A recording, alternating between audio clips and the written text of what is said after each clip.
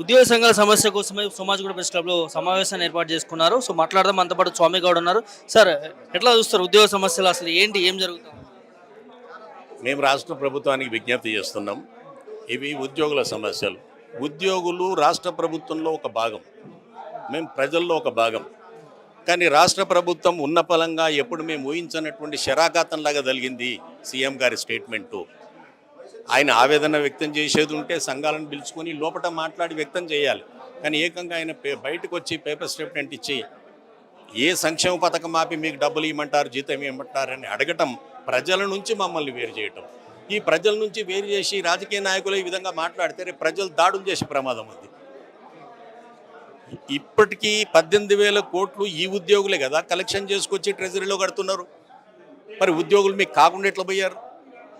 కాబట్టి మీరు ఉద్యోగులను కడుపులో పెట్టుకొని కాపాడుకోవాలి, కానీ ప్రజల నుంచి వేరు చేసే విధంగా మాట్లాడటం వలన ఈ సమస్య ఉత్పన్నమైంది. ఇక మేము పెన్షనర్లం, వాళ్ళకి డిఏ వస్తేనే మాకు వస్తుంది, లేకపోతే రాదు. కాబట్టి మేమనేది ఏంది, మా డిఏలు 5 పెండింగ్ ఉన్నాయి. అందులో నుంచి మీరు పిలిచి సంఘాలను మాట్లాడి ఇంత చేతనవుతుంది, ఇంత కాదు, ఇంత పరిస్థితి ఎట్లుందని చెప్పాలి. ఇవాళ మీరు ముఖ్యమంత్రి గారు మాట్లాడుతూ ఉన్నారు, ఆశ్చర్యం వేస్తుంది.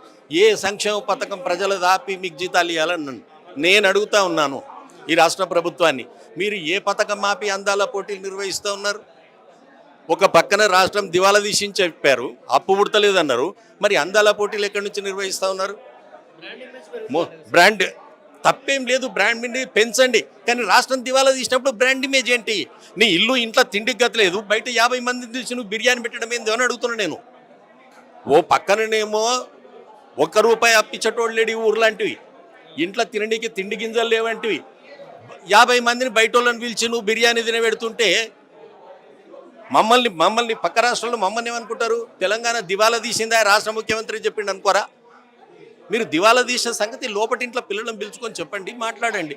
అంతేగాని మీరు బహిరంగంగా మాట్లాడి దివాలా తీసిందని చెప్పి మరి మూసీకి అన్ని కోట్లు ఇస్తామన్నారు. ఏడుకెళ్ళి ఇస్తామన్నారు దివాలా తీస్తే? 4th సిటీ కడతామంటున్నారు, ఎక్కడి నుంచి కడతారు?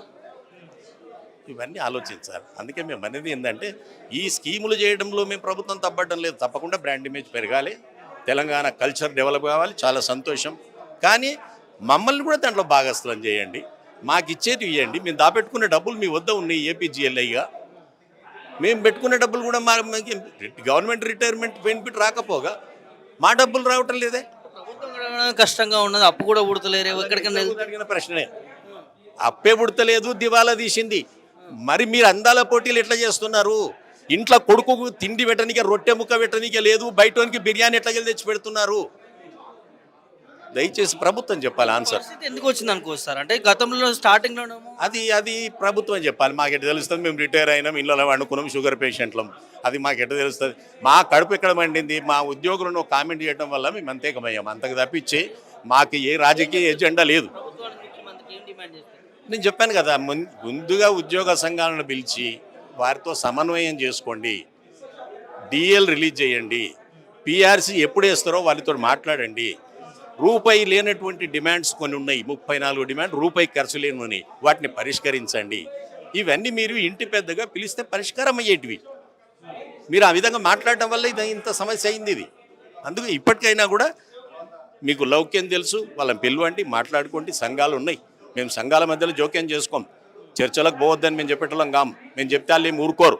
కాబట్టి మీరు సమన్వయం చేసుకోండి. ఇది పరిస్థితి. ఏదైతే ఉద్యోగ సంఘాలకు సంబంధించి సమస్యలు ప్రభుత్వం సాల్వ్ చేయాలి, వాళ్ళ డిఏలు కావచ్చు, పెన్షన్స్ కావచ్చు, అవన్నీ కూడా ప్రభుత్వం దృష్టికి వెళ్ళినా కూడా సాల్వ్ చేయకపోవడంతో పాటు మరి ఏదైతే అప్పు విషయంలో మాట్లాడుతూ ఉన్నో తెలంగాణ ఇజ్జత్ తీసే విధంగా ముఖ్యమంత్రి వ్యాఖ్యలు ఉన్నాయి. కాబట్టి ఖచ్చితంగా ఉద్యోగ సంఘాలు ఏవైతే డిమాండ్ చేస్తూ ఉన్నాయో, ముఖ్యమంత్రిగా ఒక తెలంగాణకి పెద్ద దిక్కుగా ఉన్నది మీరే. సో రాష్ట్రాన్ని ఎట్లా ముందు తీసుకుపోవాలనేది ఖచ్చితంగా మీరు అవగాహన తెచ్చుకోవాలి.